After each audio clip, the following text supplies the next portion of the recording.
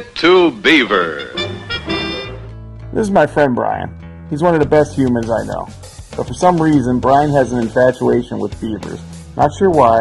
I'm almost afraid to ask. All I know is he's got about 1,000 of them in his house.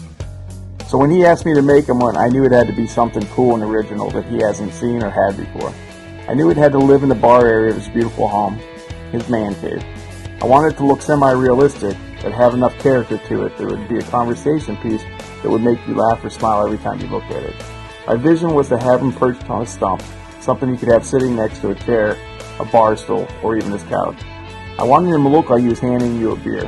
I even placed a bottle opener under his chin so it looked like he was opening the bottle with his teeth.